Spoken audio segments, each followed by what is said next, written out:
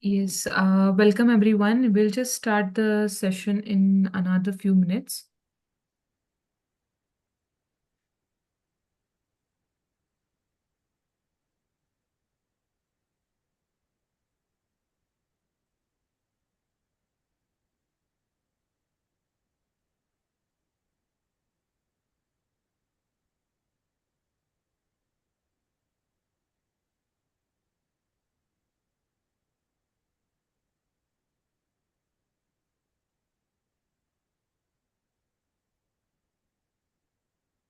Okay, yes.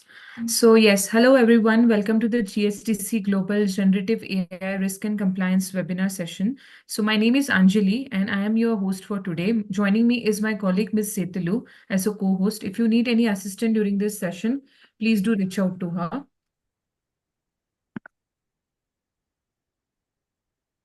Yes, so we'll be having other generative AI risk and compliance sessions with these amazing speakers. We already had one session with Mr. David Campbell. So you can check the full video recordings on the YouTube channel.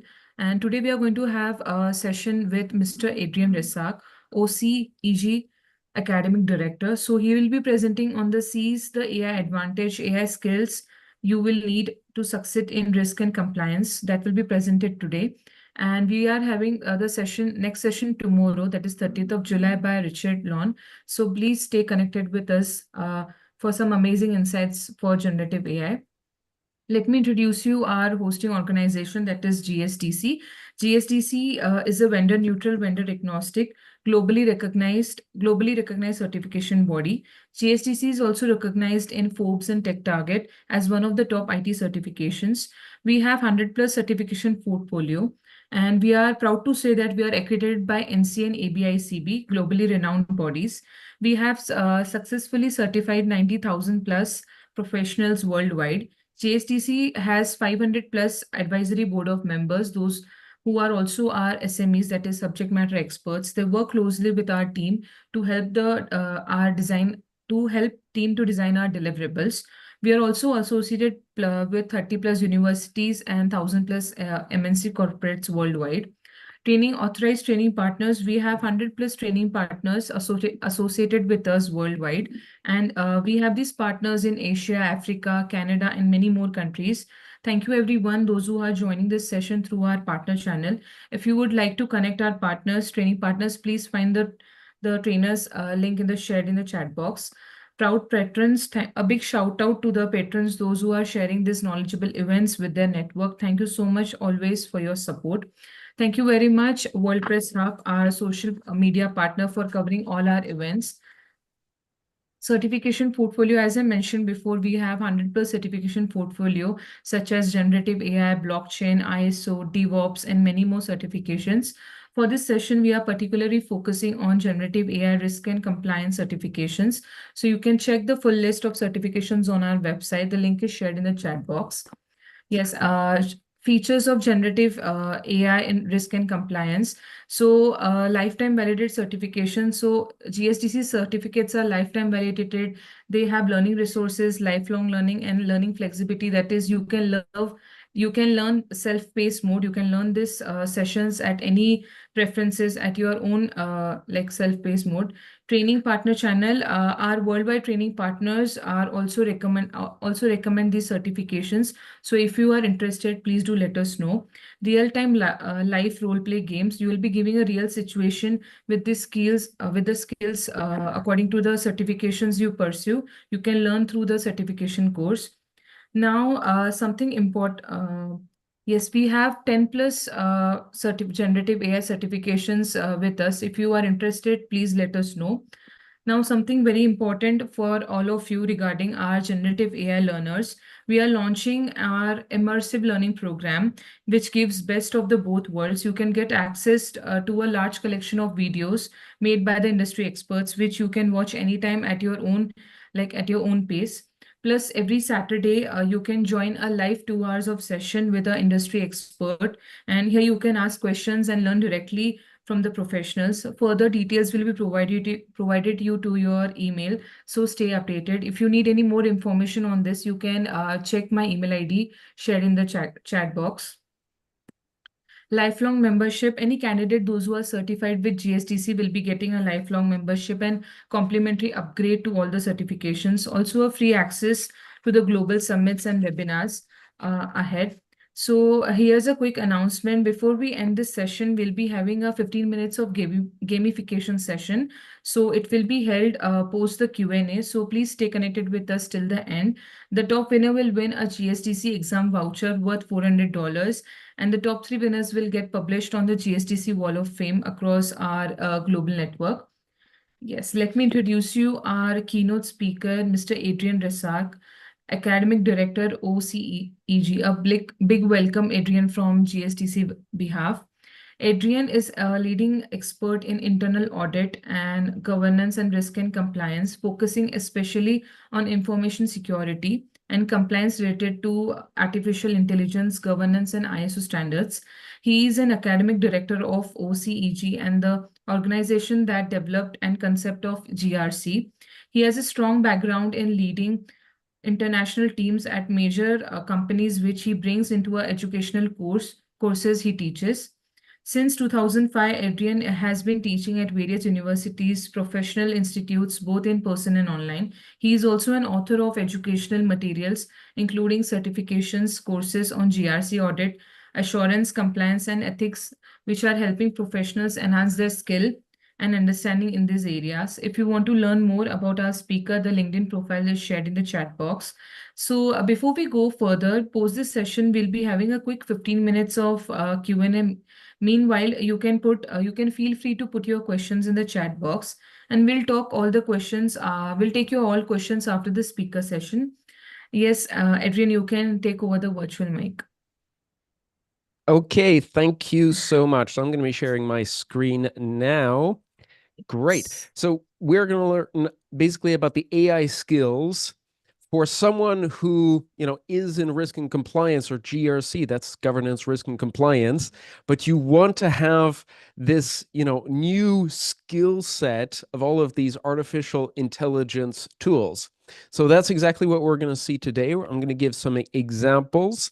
I'm not going to try to make this for, as if you are all large companies and that, the kind of skills you need if you're deeply into it, but rather the kind of things that you can use even on a day-to-day basis while going through a few of the frameworks that I've had the joy of creating myself. So, as I said, I am academic director of OSEG, but here I'm kind of representing myself, and I'm a consultant in internal audit, risk management, IT compliance, information security, and governance, risk, and compliance. Indeed, I've had the joy of creating, 3 different certifications. Go check those out from OSEG, OCEG, in audit and assurance, integrated compliance and ethics, and integrated risk management. More recently, I've become certified in ISO 42001. That is the new standard on artificial intelligence management systems, both as a lead implementer and lead auditor. And as a consultant, I give services through my company, which is called RGI4. Okay, so let's dive into it. And this is kind of my table of contents, but I don't really like just showing text. So here's what we're going to see. I've created kind of an AI use maturity model, which looks at, various ways of using AI and how it can become, increasingly useful to a wider section of society. We're going to look at types of AI functionalities directly for risk and compliance. We are going to look at some of the uses for risk and compliance in really kind of practical things. We are going to look at examples of AI uses for risk and compliance, and I've really tried to make things that you yourselves at pretty much whatever level you might actually be able to use some of these things directly. That was my aim there. Some uses of AI data analytics. I think we forget that a lot of this has been in place for a lot longer than what you might think, the data analytics part, but now there's an artificial intelligence component, which makes it even stronger and better. And finally, a little bit about AI data analysis itself and the different types that we see. So this is my table of contents, folks. And now we're going to move on to my very own model of AI use maturity model. So first of all, what is a maturity model? Basically, a maturity model says kind of how, well, mature, but well, that's kind of how you've put things in place which will get you to be able to have more capabilities in the future. It's basically, the more mature you are, the more things you can do. But I'm actually looking at this from a much larger perspective than simply an organization. So let's dive into it. We've have the siloed AI systems approach. Now, this is when you're simply, looking at ChatGPT or another kind of generative AI, and they're going to, answer your queries. So things like Claude or ChatGPT. This is what most people who, say they use AI are actually using. But I'm going to look at something much larger when we're going to get into those that are closer to an organization. So when we already have things that are data specific AI systems, you are feeding now documents that belong to you into the AI system. And we're going to see some examples of that. That's to say, if you're, working for a company, you have, for instance, let's call it payroll figures. Let's say, the last key performance indicators. You have maybe a database of different things, and you're going to feed them into an AI system. Generally, it's a document, and we're going to see some examples of that. And some of the things you can do on that is, okay, if you feed in, say a questionnaire, a satisfaction survey, you can do a mood analysis. We're going to see how to do that. That's one example, or query a document for insight. Same thing, we're going to see how to do that. When we're getting a little bit more, mature in this model, we're now looking at kind of an area focused AI system. And when I say area, I mean, I could call it department, I could call it function, but basically, the AI has access to all data in an area. So this is where it's not simply, say fed one CV, please tell me about how this works, but maybe all CVs, maybe it already has access in the organization to, all current candidates and the criteria that they met, maybe job descriptions. In case for this kind of area of HR, the AI has the data in this field. Okay, that's already getting pretty good. And we can do things like, pattern recognition, data analytics, which again, we're going to see how to do that. And I give a little example of review of candidates' CVs, could be loan applications and other things like that. We're getting even better now. I mean, most of the time, systems nowadays are kind of in those, first, second, and third categories. But here is what I believe organizations are going to want to get to in a very delicate way, where organizations would be able to have access to all organizational data. And I'm going to say, I don't believe there are many, if any, companies that meet that criteria, but we're looking towards a future now. We're looking towards a future, and we're thinking about what can happen in this kind of world. I mean, this is where you can query on whole areas of risk. If an AI system has access to enough of the information in an organization, it can query things from around the organization and give you answers on that. You would be able to understand things like, where are the greater risk areas given the information that is given to the AI system. and also identify, say, weaker areas. You could ask, which part of the organization has weaker policies and procedures, simply because the AI system would be able to look at the current operations of the organization and see what is better covered. So again, I'm kind of looking towards the future, but I'm a futuristic guy, so let's do that, huh? Again, we have our portfolio focused AI system. This is where an AI system has access to data from comparative organizations. Think about, all the companies, say that do hotel reservations, from Booking.com to Expedia to all the different things like that. Lastminute.com, if you have that in your country. In any case, it would be able to look at all of those different systems and give you a kind of comparative information across organizations. And when you have that, you can do magnificent things. A private equity organization, for instance, with different information, different data across companies, can compare them, can contrast, might help them on decisions of, say, investing or divesting from certain of their organizations.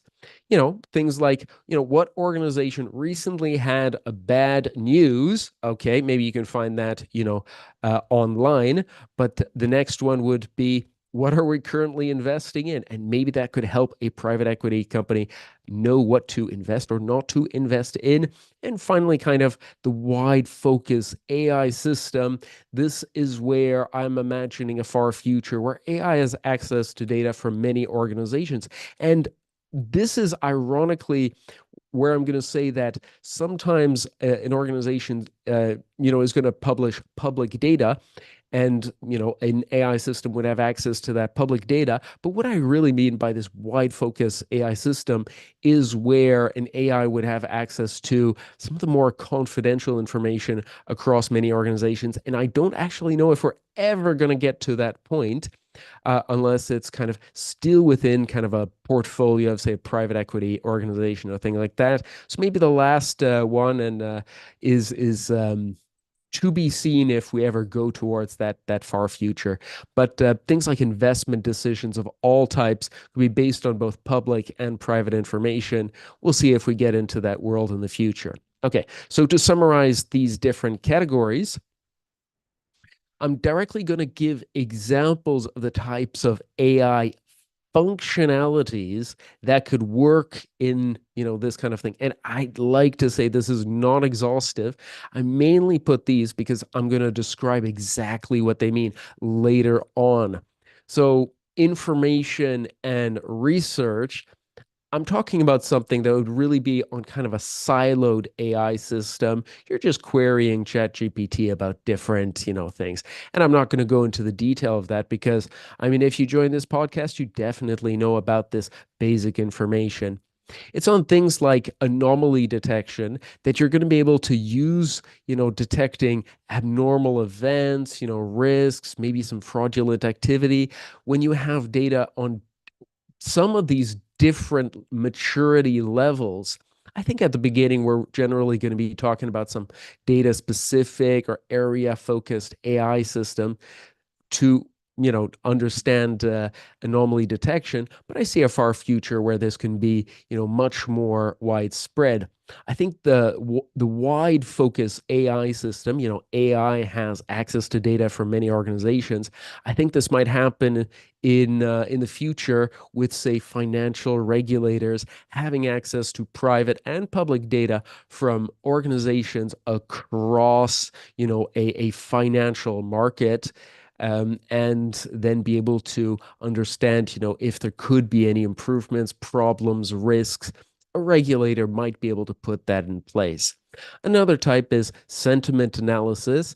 We're going to see how to do that later on, but it's basically, if an AI system can detect like moods, how positive something is, how negative something is. And I'm not going to say this is new. This has been possible for quite a few years, but definitely more recently, it can be more fine-tuned as to, what is, say, a positive sentiment or a negative sentiment, or even other kind of feelings. Okay, we're going to see that soon. Huh?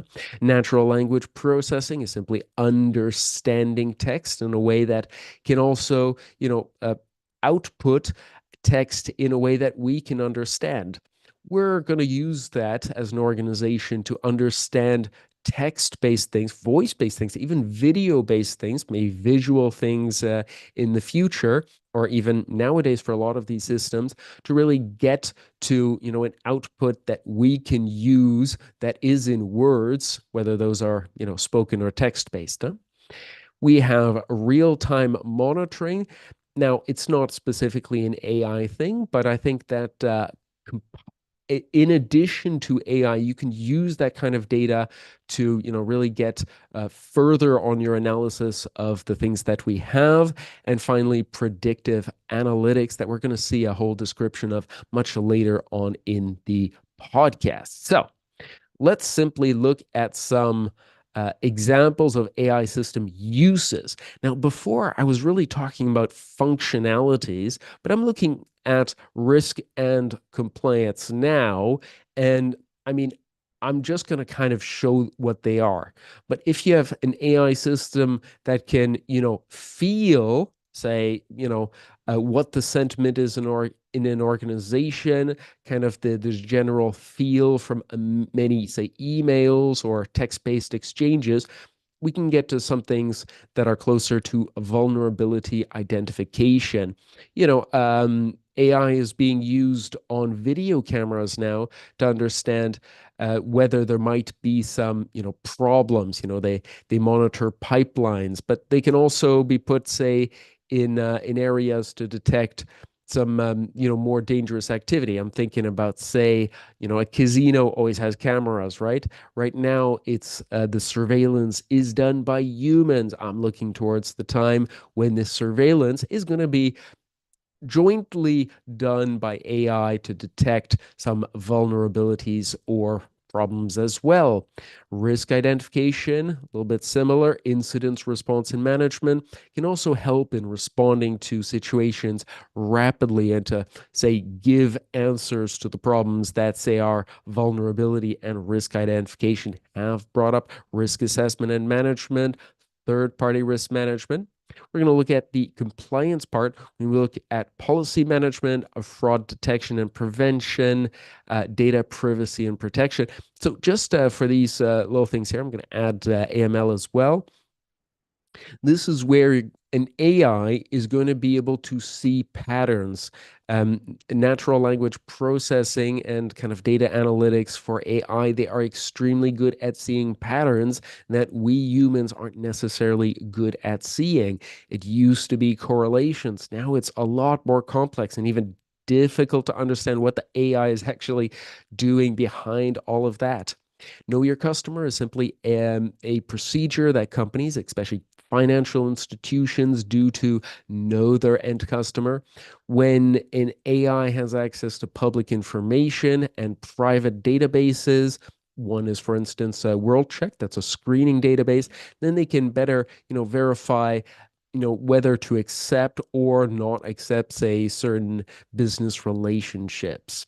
Ethical AI and compliance, that can be looking at either an organization or even a whole system in place. And we have different standards such as ISO 42001, which are very good standards to understand whether systems of AI management systems are compliant, can follow ethical guidelines. And finally, regulatory reporting.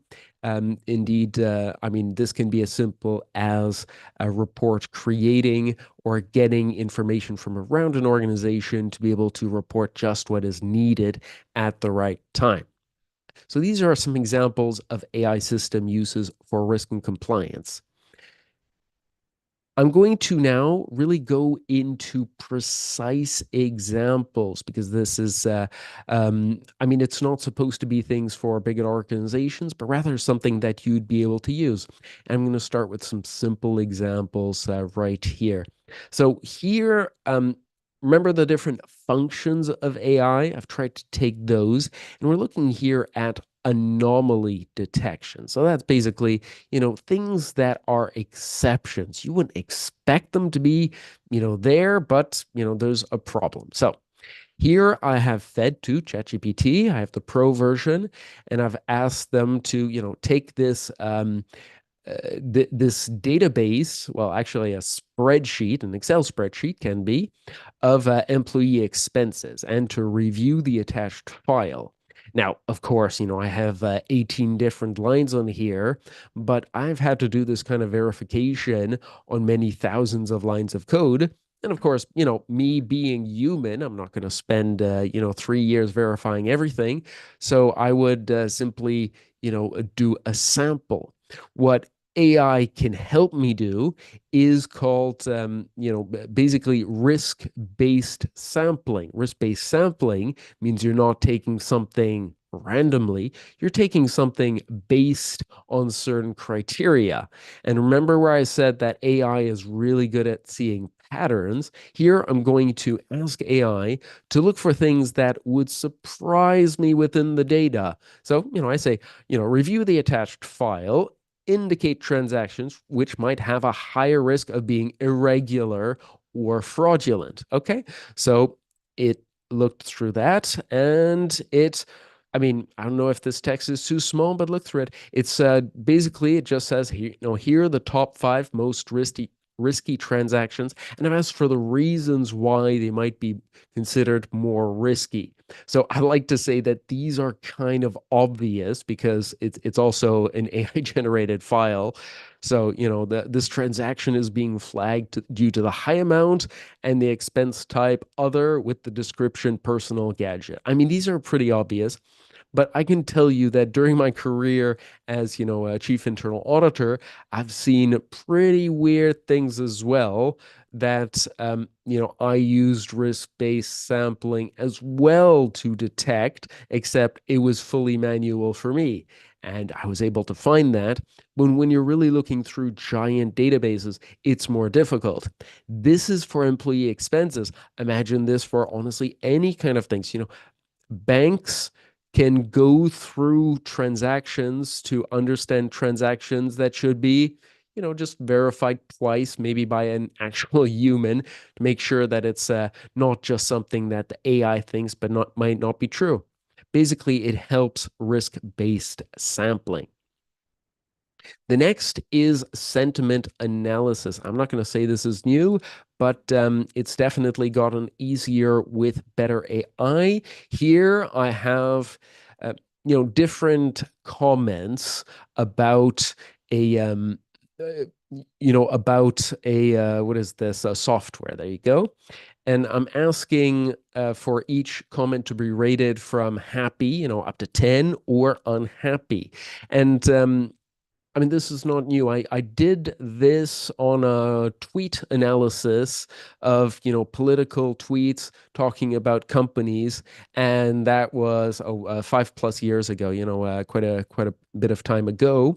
But now it's become a lot easier with AI, and I just asked for the rating, and ChatGPT gave me a rating from well, here it's 2 to 10. And so the low rating ones, I'm directly going to check the comments on this. I can tell you that I asked for and received a gigantic database from a customer service center. In fact, it was kind of the, global customer service center, receiving really tens of thousands of online comments, but I'm not going to read through tens of thousands of online comments. Even if people give stars, that kind of helps you, get to how people feel. But some people will still give 4 stars and say that a product is terrible. And this kind of sentiment analysis can help you focus on some of the things that are maybe more relevant or more, good comments. You can query a system not with ideas that aren't as, basic as happy or unhappy, but maybe some talking about, say, like say you're making a product that has a certain deficiency, like it breaks in a certain spot, and you could ask for all the comments that talk about breaking. Now, there are many words to describe that across many languages. It didn't last long. It wasn't rigid. In any case, there are a lot of different words that could describe that, but indeed, having AI helps you get to a better sentiment analysis. Another one is our natural language processing. Here, I've attached the ISO 42001 standard, my own copy, and I asked it to analyze the attached, so ISO 42001 Artificial Intelligence Management Systems standard. Please tell me the main compliance requirements related to something relatively, small, ensuring the accuracy of data. Now, I know the standard, it talks in several different parts about the accuracy of data. So I queried the document and I got, some answers about where to look in the document, even tells you the exact section. So that's very helpful.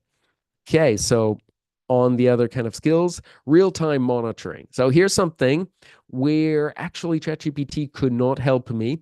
I'd like to say that, better connected systems will be able to do this better, but this is actually something that I've been able to do sometime even before AI, but I think AI will help you analyze it better. So I wanted to get every 20 seconds the stock price from Amazon. And ChatGPT couldn't really help me, but I'll show you how to do it really quickly to get real-time data in conjunction with AI to analyze it. Well, actually, there are many ways to do it. You can do it with Python. You can do it on all the complicated ways. On purpose, I found the simplest way that I can imagine most of you can do. So just fire up your Excel, go to the data tab, and then click from web. This is going to allow you to get information from the internet. I looked at the Amazon stock price on Google, and I get a price of 182.50 US dollars. So we're going to get the Amazon stock price and just copy the link, add it to the Excel, and we have a certain amount of different data. I collected the opening, the high, the low. You can get something more precise if you want. Choose the data that you feel like and put it back into Excel. So I'm not going to say this is AI, but this is how you would kind of start with this to be able to analyze it on a continuous basis. I mean, I'm talking about Amazon here, but I think it would be, of course, much more useful if you can get this kind of thing, say, from an intranet, that's from your own organization, or if you're looking for a really precise piece of information, which you can find online, but which isn't, as obvious as a stock price. But I went with that. It's simpler, huh?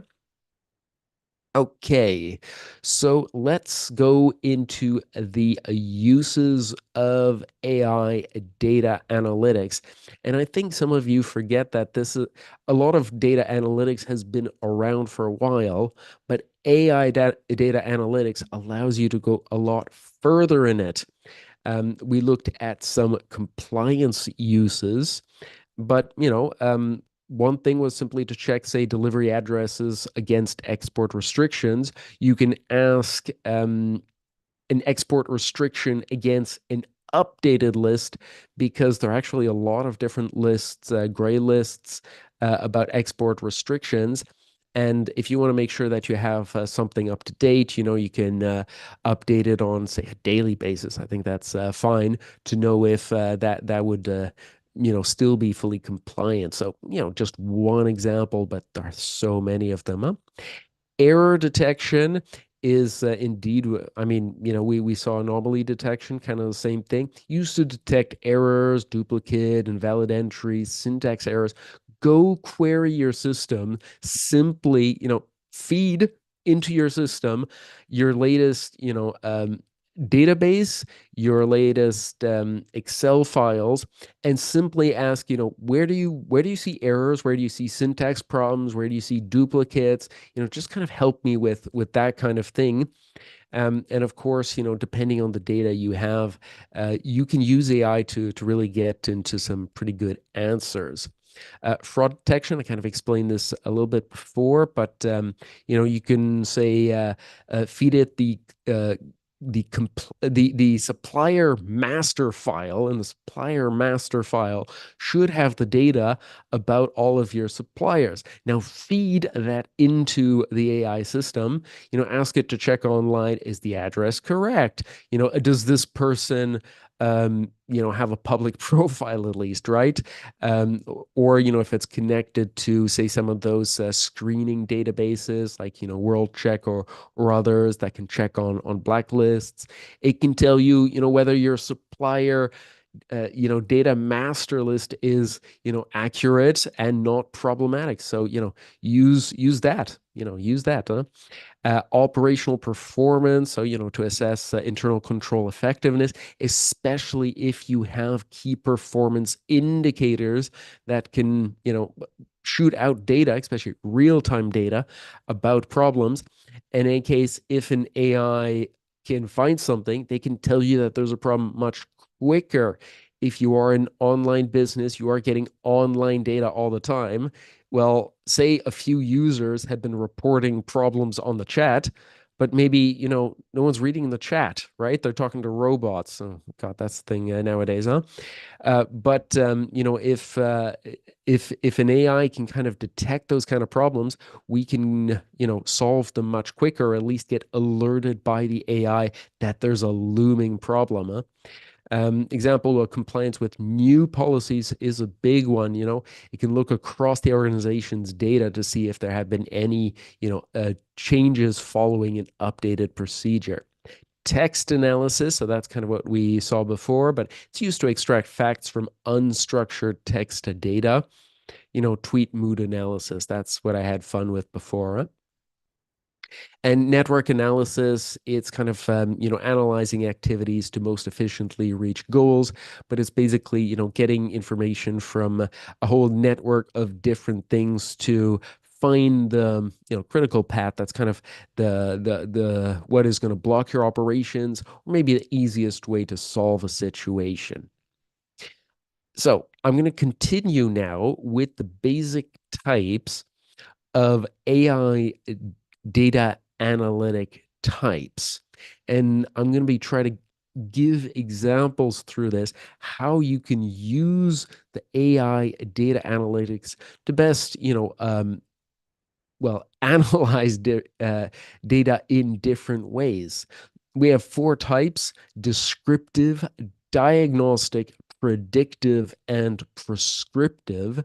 These categories have been around longer than AI, but they have been supercharged with the use of AI. So let's dive into it. So when we have descriptive data analytics, it summarizes data to basically understand, what is going on or what has happened. So it's trying to, basically give you an answer of the things that are there. In descriptive data analytics, the data, can be so aggregated. Say your AI system has access to different things around the organization, say sales figures, but also say operational things. If it sees, today we've been increasing our sales, but our production has been slowing down, maybe the AI is going to be the first one to link those two things together to tell you that we might have, stock shortages in the coming, future. But in any case, it can gather information from different sources. This is how we can say, tell AI to, look at, say, 10 different ISO standards and ask them, which of these 10 different standards is going to be the one that, is going to help us, say, to improve our supply chain the best. Or another thing would be, what is the requirement across these 10 standards, or best practices across these 10 standards in relation to, our IT infrastructure, and just kind of get the list of advice from a list of standards, say. Huh? Summarize with the average over several periods, or also over several, different things. And we have comparative things, contrasting and comparing different periods. We can definitely use AI to kind of have a master view of a lot of things and compare data from many different things. Now, in descriptive analytics, all it's going to do is kind of show you these things. Okay. Just to give a few examples. So, can be used for continuous monitoring of operations. Continuous means on a very frequent basis, maybe real time. In a case, very frequent, and we can show how well risk responses are working. How does this work? Well, we get real-time data. We get, say, real-time description of the different faults. And if things aren't working, hopefully it'll, kind of tell us about it. And we can use data discovery to collect data from various sources, kind of consolidate into a single source. This is where an AI system which kind of has the let's sometimes I've seen organizations that have financial figures across different countries with different formats. They have uh, different accounts and everything. You could use an AI system to roughly query um, sales of a, say, a certain type. Let's call them travel and expense sales. Now, in one country, it's going to be, just the travel things, and the other one, it's going to include some other accounts. In one country, it's going to be very, the legal minimum, and in another, it's you can charge a lot of things. You could query your system to try to have comparative data across these different systems to, really get an aggregate feel. It's not going to be precise, but it might be able to give you the sources and a rough feel on a much quicker basis just by kind of consolidating and aggregating data. Okay, so that was descriptive. We're going to look at next is diagnostic. Diagnostic basically tries to interpret and analyze past performance, whereas descriptive is just going to kind of show it to you, but for you to figure it out. Um, Diagnostic is going to try to analyze past performance and really give you reasons. When we looked at the example where ChatGPT was querying customer expenses, or actually employee expenses, to understand if these different expenses, were appropriate. Well, it was interpreting whether they weren't appropriate, or potentially suggesting some improvements. Um, Events and performance can be interpreted in diagnostic analytics, for example, to look at underlying trends that you are not going to notice, but an AI system that has enough data is going to be able to look for things. Analyze cause and effect. It can be as simple as correlation, but it's not necessarily that obvious to us humans.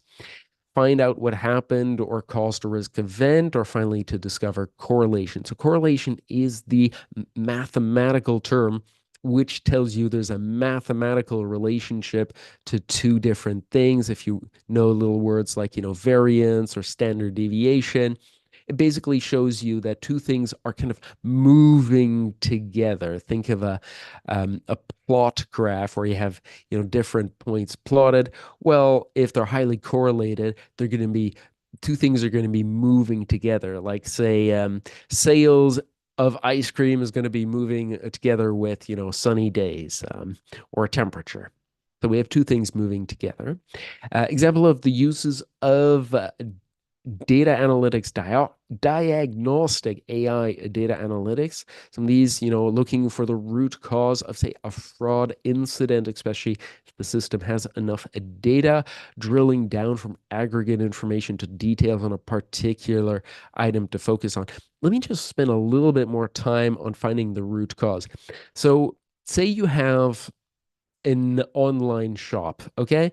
But there are, I mean, so many different users connecting to the system. There are, so many different purchases and things.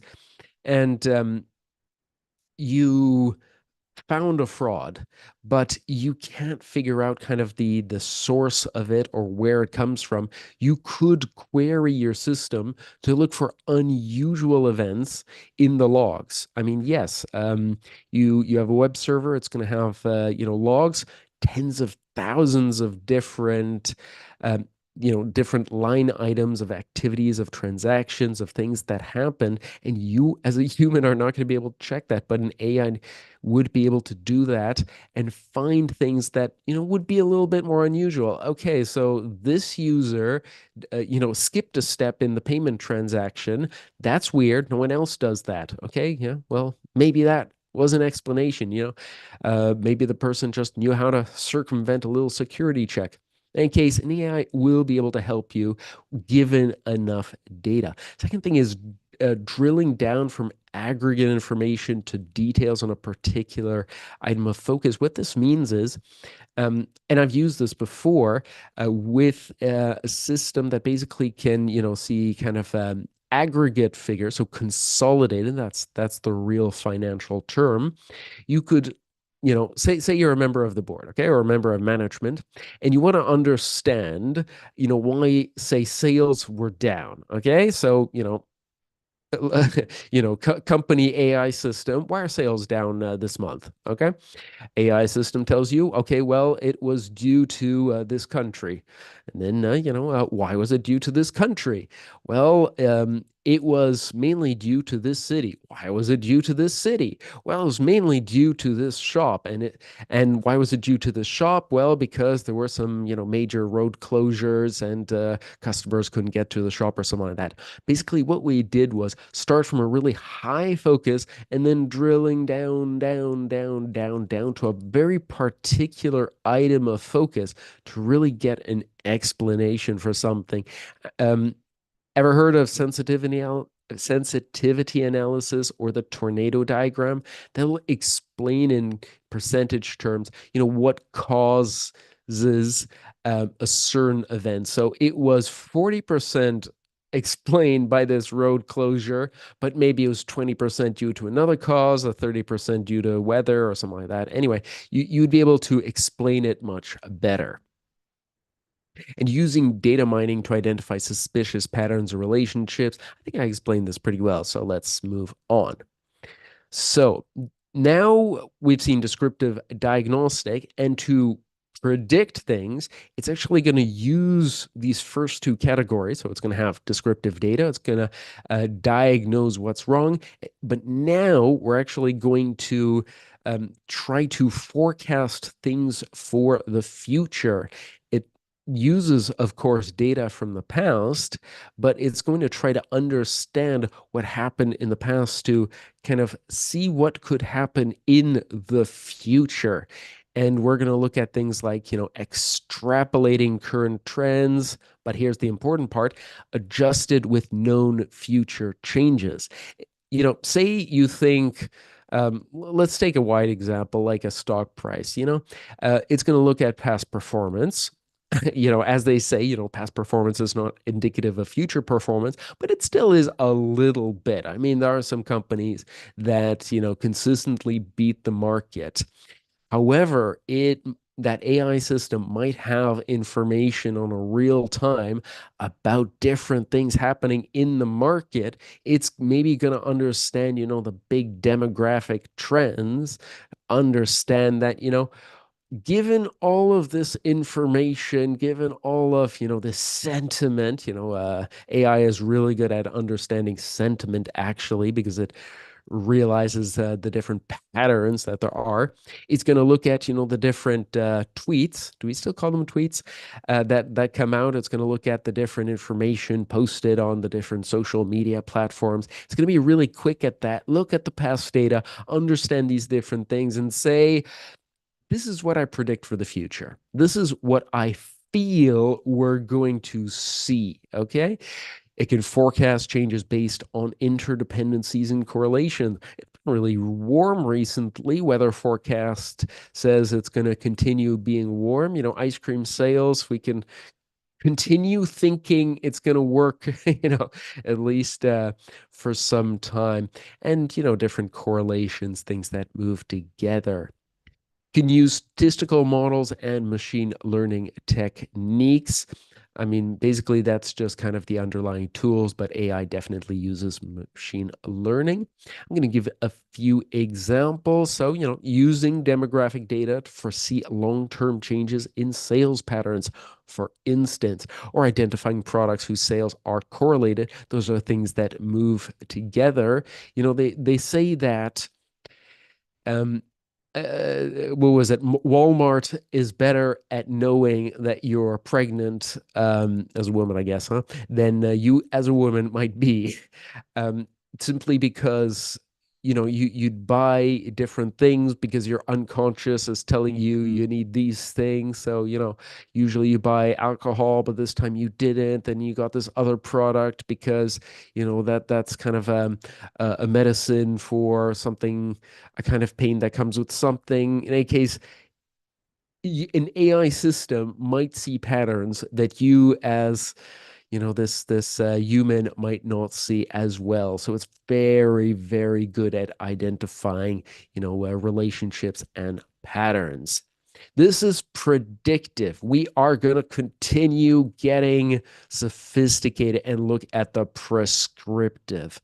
This is where AI is in control of the, metaphorical firing button, if I can put it like that. It's a type of predictive data analytics. So it's everything that we saw before, but that's used to recommend one or more courses of action on analyzing the data. So let's look at that. For instance, suggesting options on how to take advantage of future opportunities and mitigating future risks. Now, we kind of saw that before, but here it's going to really give you a course of action. And even because AI is quicker than us humans, I mean, if we're not talking about things that could be dangerous, an AI might be quicker than us humans and really react in a quicker way. I'm saying quicker. I'm not saying necessarily better, and that's where we have risks associated with these. It can show the implications of different decision options. For instance, to give a feit examples, say a prescriptive analytic software can seek to predict commodity prices. Okay, so it's looking at past performance of commodities, but it's also getting different information. Now it can get the external information, those external variables, and it might look at what we have internally. It might detect that our company has been trading so much in this kind of commodity, a commodity. I'll give a few examples. Pork bellies, coal, metals, hydrogen are basically things that are pretty actively traded, and can look at our internal trading activities, our external information, and try to directly provide decision options, in some cases, even acting quicker than us humans to, directly say do purchase sell decisions or many other things that we'd be able to, do. You can use all of these different types for risk analysis, for compliance, the many different things that we have seen. So just to recap everything we have seen today, AI use maturity model, different types of AI functionalities for risk and compliance, AI system uses.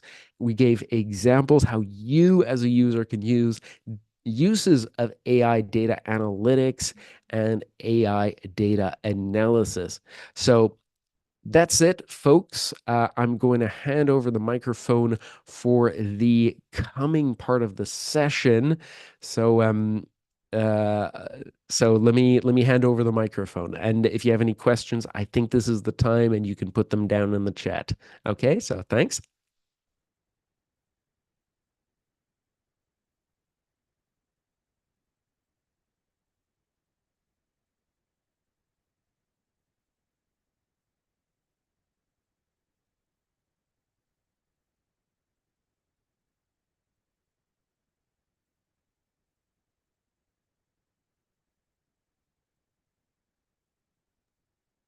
Hello, Adrian. Yes, thank you so much for this wonderful session. I'll just quickly go through the sessions, like questions which are shared in the chat box. Yes, so first question is how does it drills down specific logs for risk and compliance from the whole bunch of log inventory? It will even contain many other events pertaining to another vulnerabilities. So this question is asked by Debashish. Okay. So when I was talking about logs, so actually I'm seeing, sorry, the question. So how does it drill down on specific logs for risk and compliance out of the massive amount of log inventory? Indeed. So it depends what kind of logs. I mean, the example I gave of logs was directly about, say, a website which produces a lot of real-time information. You can have internal logs like, IT systems even internally have that kind of thing. But how does it drill down specifically for risk and compliance? Well, it depends what risk. I mean, information security, our chief information security officer, is going to be very interested in knowing if, say, some connections are weird, new user passwords or reused passwords on different accounts, or connections to some network drives that aren't usually connected to. And there are some non-AI ways of doing this. For the network drive that's not usually connected to, it's called a honeypot. Actually, that's kind of a trap for that. How can it be used for risk management on that kind of thing? Depends what kind of data you have. If you have, say, more and more, you have the Internet of Things, okay? And some of those things are machines. So to take a more simple example, printers, okay? Printers, um, are connected nowadays to networks, and this is not exactly new, but they give logs, and they can give logs of different information. Here we're looking at simply the risk that, say, a printer isn't working. If someone is, say, continuously sending a file and it's not working and things like that, huh? For the compliance field, we gave a few examples about, one of the things I've worked in. So I've worked in kind of private equity, especially on the administrative side. So that's kind of fund administrator, and there you might see different clients, and I've gone through the databases and manually found things like, some of these clients seem to be very, very young, as in 3-year-olders. And sometimes that's possible, that you have very young investors. Obviously, 3-year-olders are not doing that. But I found other weird, connections, correlations. A properly connected system, say for compliance, is going to be able to check strange information, duplicates, like, why is this person, investing in 3 different companies? Another one, why did this person invest, 9,800 3 times in a row? Or once it was 9,200, then 9,800, and then 9,100. Well, sometimes because there's a limit of 10,000 under which you have additional checks. So and you can query an AI system for this, and they're probably a lot better, huh? Okay, so that's a few examples. Okay, thank you.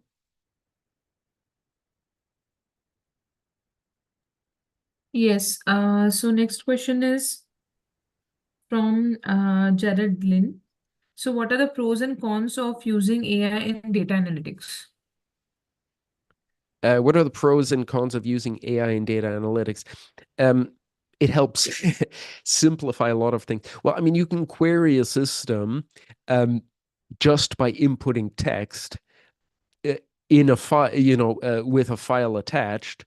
Whereas in data analytics, without AI, you actually had to kind of set up the queries yourself.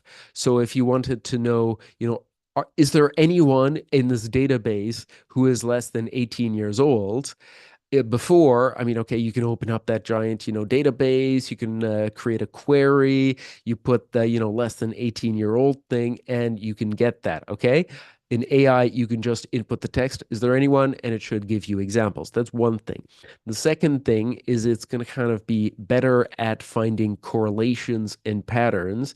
So, is there anyone less than 18-year-old who doesn't have a parental sponsor or whose parent is on a blacklist? Okay, that's an important one.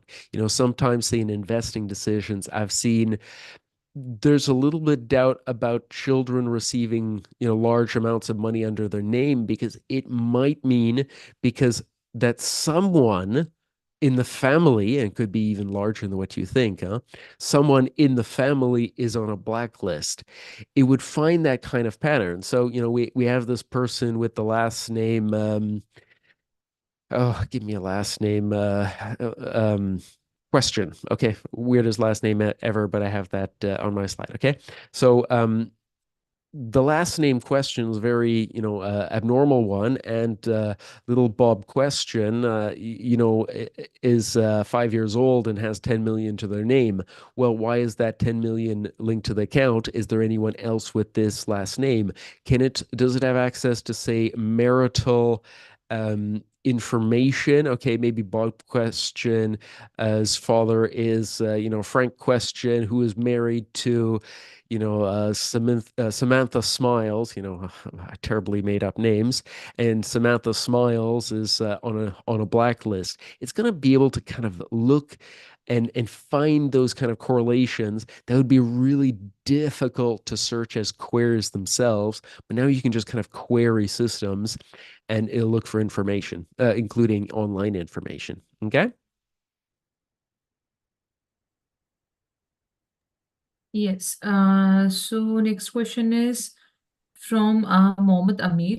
How cybersecurity might evolve as AI in widely being applied in numerous fields? Okay, so how would cybersecurity evolve as AI is being implemented in many different fields? I mean, that's going to be interesting, because we're going to have both increasingly sophisticated attacks using AI, and we're already seeing them, increasingly sophisticated attacks. But I also think we're going to have increasingly sophisticated defense. So that's kind of the obvious part. But what it's going to mean is that we can have systems that, well, use machine learning. So have you ever seen those, little machine learning things of, say, games? Okay, let's take Tetris. So the machine tries Tetris once, it does terribly, but the next time it does a little better because it learned something, and it does that 1,000 times and it gets really good. Then it does it a million times because it can, and it only took a few minutes processing, and it's going to be extremely good at that particular game. It's going to be the same thing for cybersecurity, except now, the arms race is going to be difficult. You're going to have increasing attacks, so you're going to have to find increasingly good defenses. If your attacks can try a million different methods and try to continuously improve to get better and do it automated, well, that's quite a challenge for our, blue team. Those are our defenders from cybersecurity. Yeah. So it's going to be definitely an interesting time. Mhm. So yes, Adrian, before we like jump into next question, can you just allow me to share my screen? Is it okay if I take over? Yeah, absolutely. So I'm going to stop sharing mine. Yeah.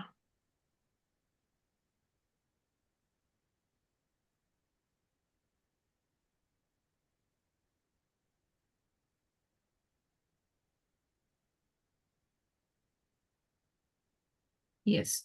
So next question is from Ravi Shankar. That is, since you have mentioned that through AI we can capture market into which includes comparator data, also how to measure the risk and compliance, because accessing competitor data is not compliance. accessing competitor data is not compliance. And I agree, but it really depends what kind of view we're looking at. If you are a particular organization, no, you're not going to have access to your competitor stuff. But say a financial regulator might, okay? A financial regulator might actually have access to, to all, say, banks or, financial institutions in a market. A private equity group that has say a majority or at least a strong minority stake in a lot of companies is going to have access to certain information that is not, say, publicly available information, and will be able to query the systems. It can use AI querying. I mean, it's nothing new. It's just kind of done in more systematic way with AI. So that's looking at, if you are one organization, you can't look at your competitors' information, but other actors like financial regulators or private equity groups can. Mm-hmm. So, next question is from Sunil Jeet. Is there a structured or reference checklist on determining the AI maturity level of an organization? It seems this AI maturity level model based on capability maturity model integration. So there are many maturity models, first of all. Okay. I'm going to list, let me list four. So the CMMI model, the maturity model, really like that one. That's probably the oldest that I can remember. Indeed, that looks at kind of internal control maturity. We have the risk management maturity model, which kind of is about the sharing of risk information across an organization. We have a similar, but in my view, improved one from OCEG, which really looks at accountability and has a is an improved model for looking at organizations as well. And this final one is mine, so I would love feedback. And I'm really looking at this at a perspective of how I see AI, kind of spreading through society and the different uses that you can get. So I would love, comments, feedback on it, because I've simply pulled it out from my own little head. I'm not even using AI, and any feedback on it would be greatly appreciated. Mhm. Yes. Next question is from Advocate Nandifa. So, could you share the link between the AI maturity standards levels and the risk maturity levels? Do you see the ISO 42001 certification taking the market traction across on the globe, positioning through its deviation of the EU AI Act? Within the auditing space, how do you foresee system definition as a part normal auditing protocols? Okay, so there are a few questions in there. One of them is basically about comparing so the risk management maturity model, and I mean that is obviously has a different focus, but there it's basically about the sharing of information. So at initial levels, you kind of have no sharing of risk information or very little risk information. Then you're starting to having common definitions of risk terms. When you're getting more mature, you are getting kind of systems for sharing information about risks across an organization. And finally, you kind of have central risk policy. You have a really integrated system of risks and controls of the same inventories, same definitions, and it's an organization that's really sharing say risk inventories and other things, analysis techniques, and so on an organization wide level. The AI maturity model is rather something that aims to understand the different uses of AI according to kind of what the AI system has access to. I felt the need to put 6 different levels from, your simple use of, ChatGPT, not linked to any document, to getting, a document, to finally getting, access to information in an area. We said HR, to access in an organization, to access across, comparative portfolio, to something that's much, much larger, kind of the, market wide, or view that I can foresee we are going towards, but I don't think at all we are there yet. So that's just me forecasting the future, huh? I'm gonna have to have a bit of help about the rest of the questions in that, huh? Mhm. So our last question is, we'll take this last question, that is, AI isn't accurate as the data it gets trained on. So what are the ethical or bias considerations for AI? Well, you're absolutely right, and that's a really big part of, say, putting in place ISO 42001. A big part is ensuring, the accuracy of data, and yeah, I mean you're absolutely right about that. If we're talking about just publicly available information, I mean, I remember reading Reddit recently, and they were like, okay, Reddit information, that's kind of a, internet forum, group of forums, I should say. Um, you know, People say lies, and they say things that aren't accurate, and they make mistakes, and that's normal. One thing AI is good at, however, it's kind of, kind of getting a consensus view. Consensus means many people kind of believe this to be true. And so, Earth goes around the sun seems to be the consensus view that a lot of people share. Now, maybe, everyone believes some other science fact to be true, those historical misconceptions. Napoleon was a really short person, right? Okay, well, apparently that's not true. But if everyone were to believe that to be true, the AI system would just spit that out. So how do you do that? Well, when you're looking at organizational data, it's going to be about a very clear choice of the data. We have to make sure we have a copyrights. And then, and this is the really important thing, there's something called data cleansing. Cleansing simply means cleaning, right? Cleaning the data. We're gonna, make sure there's no holes, no duplicates, no false information. That's obviously very difficult to do. But that's how you have good answers, garbage in, garbage out, good stuff in. Hopefully we get good stuff out. Yes. So thank you so much, Adrian, for answering these questions. And it was a very wonderful and informative session. So before we move forward with the gamification session, so would you like to add any last statement to this webinar? No, I'd just like to say thank you for all the participants in coming here. You know, uh, check me out on LinkedIn. Check out my website. Check out the OSEG's website, the certifications I've made, and I also have a bunch of courses on Udemy on many subjects, from risk management to internal audit to fraud prevention to information security. So check me out on Udemy as well. That's a teaching platform. Yes, thank you so much, Adrian. Yes, so everyone stay connected with us. We'll soon start with the gamification session. I would like to welcome my colleague, Ms. Setulu, to take this forward. Yeah, thank you, Anjali. Thank you for the time. And thank you so much, Adrian, for such an informative session. It was so insightful. Hope we can have another session with you again. Oh, thank you. Yes. All right, so we'll begin with the gamification session now. Adrian, if you have time, please feel free to join us here. Sure. Right. So I'm just sharing my screen here. Anjali, I'm taking over the screen. Let me share the link to the gamification session to everyone on the chat box. Please check the chat box. You'll find the link and also the session ID. So what we will be doing here, I believe most of the participants already know this.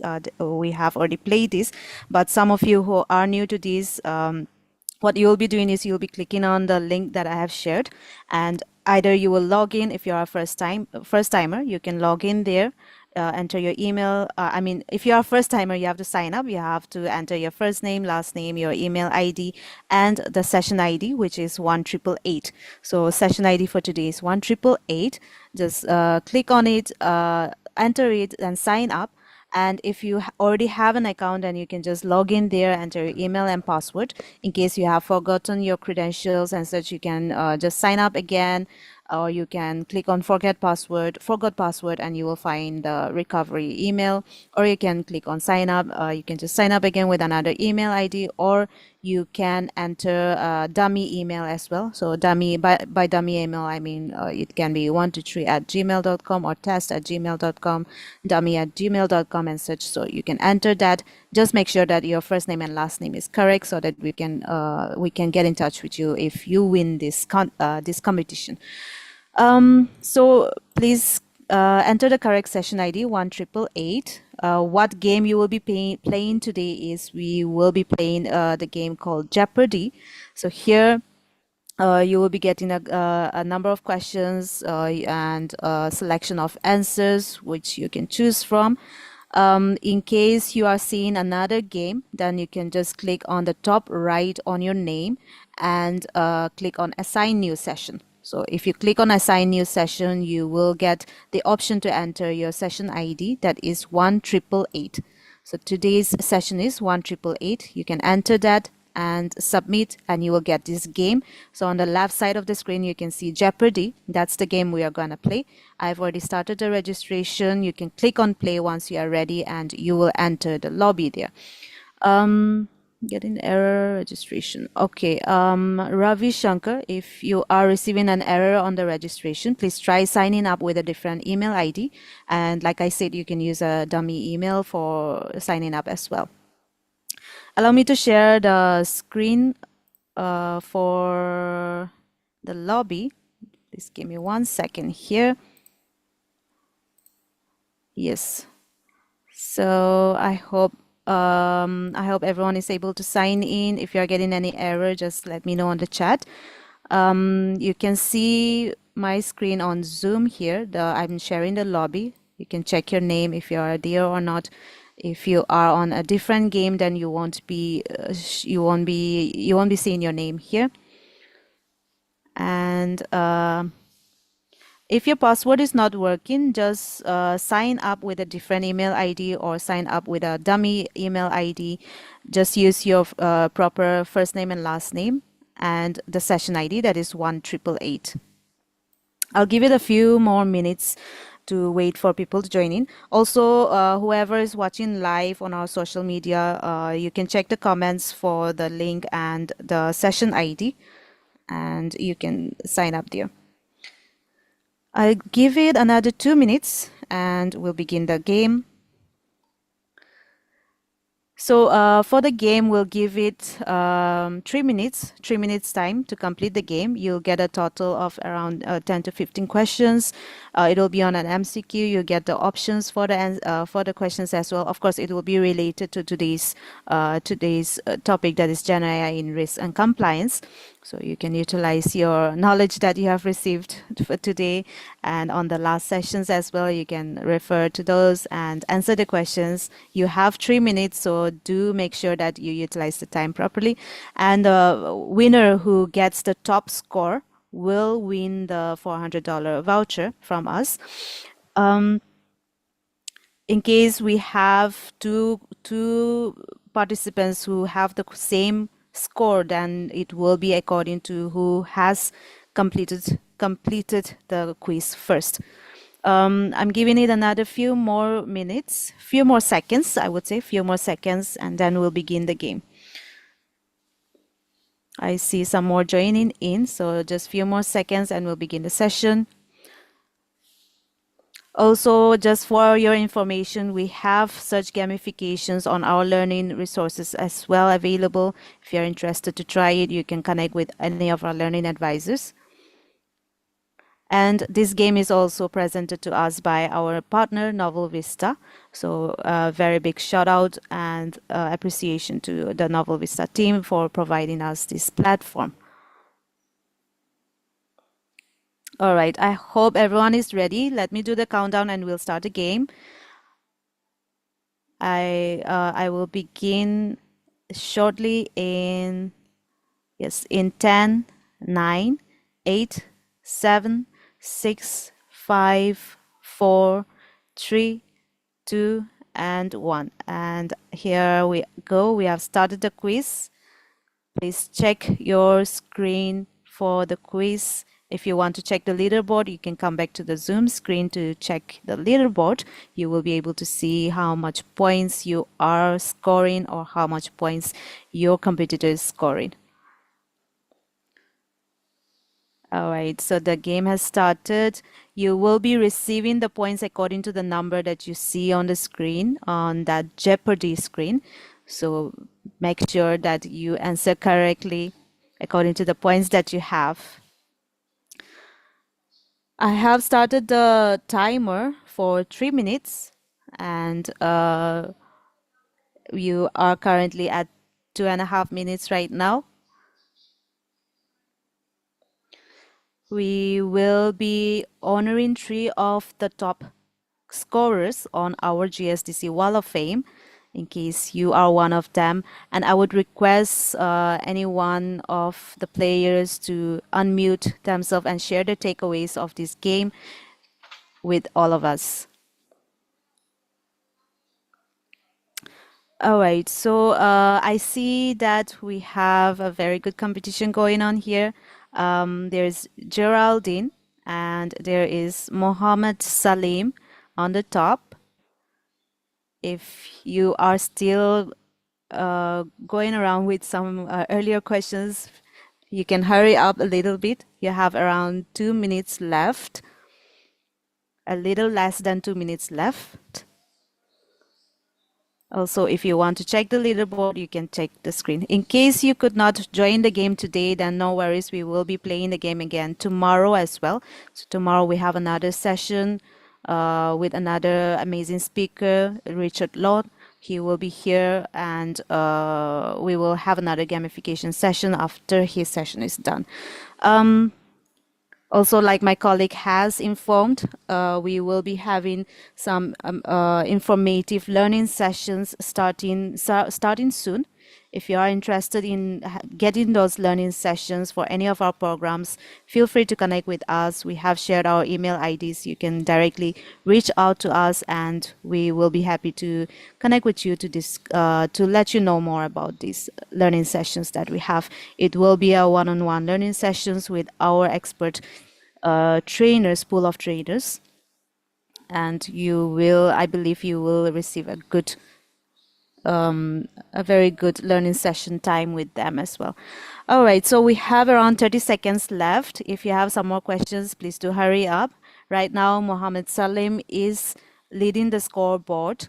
I see another Muhammad Amir right behind. So if you are having some more questions, please hurry up. I will do the countdown shortly. You have around 30 seconds left. Yes, we will be doing the countdown, and in 10, 9, 8, 7, 6, 5, 4, 3, 2, 1. And that's it. That's the end of the game. Thank you so much, everyone, for playing. Congratulations to Mohammed Salim, Mohammed Amir, and Raja Shir. Thank you so much again for playing. And Mohammed Salim, you have scored the top score, so you won the $400 worth exam voucher. We will get in touch with you. May I request you to please unmute yourself and share a little bit about your experience here. Hello everyone. Hi. Yeah, it was like a nice and informative session, and like gamification. I did not expect I'll top the leaderboard, and yes, I was like able to do it, and it was all from the session, so it was all easy. And thank you, Adrian, for the informative session, and thank you, GSDC, for conducting this. Amazing. Congratulations to you. We'll get in touch with you, and you can also directly contact us on our emails. So again, thank you so much everyone for playing. Thank you to the winners, and to those who haven't won, you can try again tomorrow. We'll be here again for another session. So with this, I hand over the time to my colleague Anjali again. Yes, thank you, Setulu. We had an amazing, fun-loving this gamification session. So let me, yes.